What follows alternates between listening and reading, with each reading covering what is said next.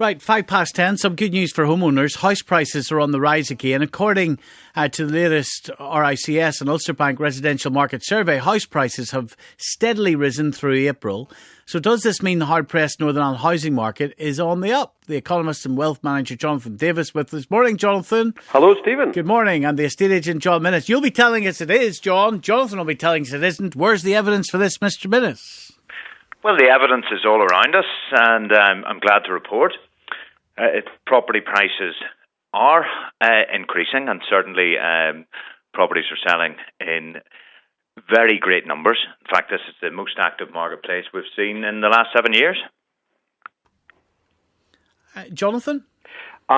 Yes, indeed. House prices are rising, and the housing market is doing more business than it did a couple of years ago.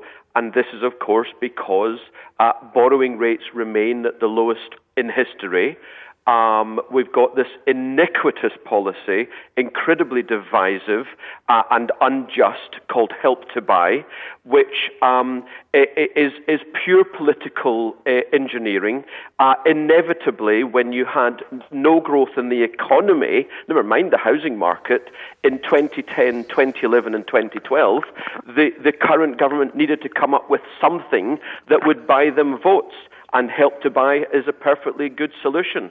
The problem is, the assumption is that all will be well in the future. Of course, after next year's election, which is less than 1 year away, we've then got the global economy to be concerned about.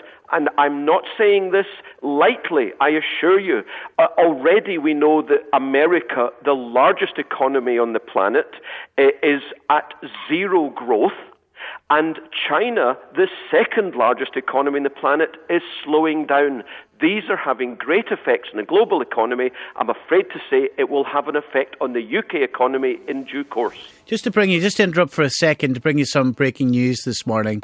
It is that the High Court in London has ruled women from Northern Ireland are not legally entitled to free abortions on the NHS in England. And we will try to bring you more on that story in the show this morning. The High Court in London has ruled women from Northern Ireland are not legally entitled to free abortions on the NHS in England. Let's come back to this housing story in the meantime. John Minnis, Jonathan Davis is essentially saying that the government have been distorting the market, helping people to buy houses when they otherwise couldn't afford to buy them. Well, it's all in the title, Help to Buy, and therefore that bubble will burst too. I think that's probably terribly unlikely. I mean, Northern Ireland isn't seeing house prices shooting up at crazy levels that it once did. I mean, this is quite sustainable at the moment. I mean, what we have seen to date is, and what I'd spoken to you and your listeners about was only 6 months ago, was that we had spiralled down to a level that was really below par. Now, there's been a correction. There has been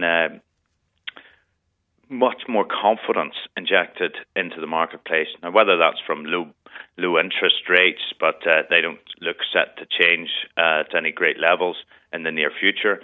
And there's an appetite for property ownership that at one point for 3 or 4 years was quite stagnated. So it is good news. It is good news for the economy as a whole. Jonathan Davis has a very negative outlook on anything to do with the housing market in Northern Ireland. Well, he was right the last time, wasn't he? He wasn't right the last time because he told you and your listeners and myself that with another 20% decrease to go. That was a matter of 6 or 8 months ago. Now, that hasn't happened. Jonathan? Yeah, well, of course, when you said the last time, you were talking about 2007. That's not the last time I was talking about. I spoke to you 6 or 8 months ago. And medium to long term, for what it's worth, I still think that the Northern Ireland house prices have not actually seen the bottom. They didn't just correct, John, in 2007, 8, 9, 10, 11, 12. They crashed. In Northern Ireland, house prices fell over 50%, as you and indeed Stephen and most of his listeners know. House prices absolutely collapsed. The thing is, there was so much depression in the air. I had a landlord from Northern Ireland phone me up and say, this was in 2012, should I sell my properties? And I said, no, not after this crash, because they'll come back up in due course. However, just because they're on the way back just now does not mean that we've seen the bottom. And, rightly or wrongly, my view has to be that we appear to be in a long-term what we call disinflation, which is falling prices, falling inflation. We might even be going into deflation, which is an actual outright fall in prices of the goods and services that we buy. In that circumstance, the next time we go into recession, and the assumption that, the politicians and indeed the estate agents want people to believe is that there will never be another recession. Well, nothing could be further from the truth.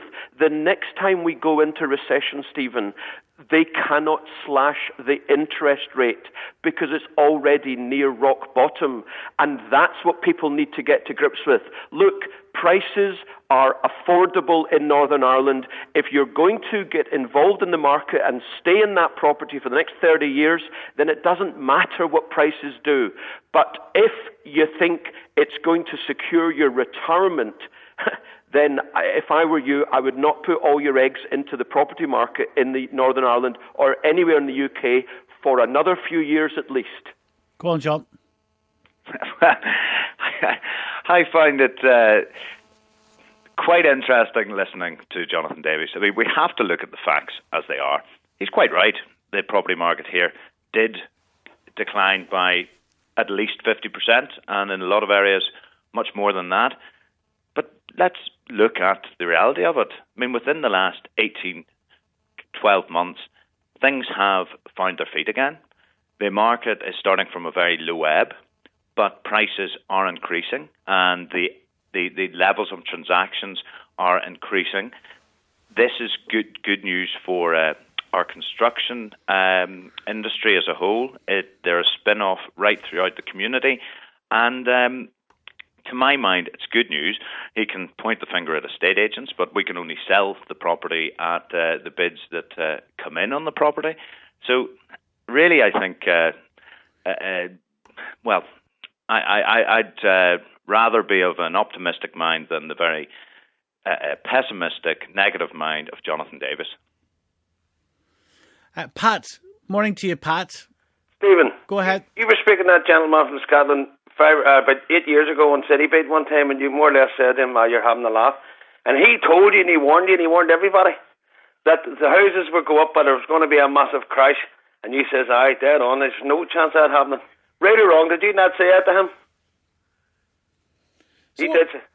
So what are you saying, Pat? Well, what I'm saying is I would listen to that guy with great intent.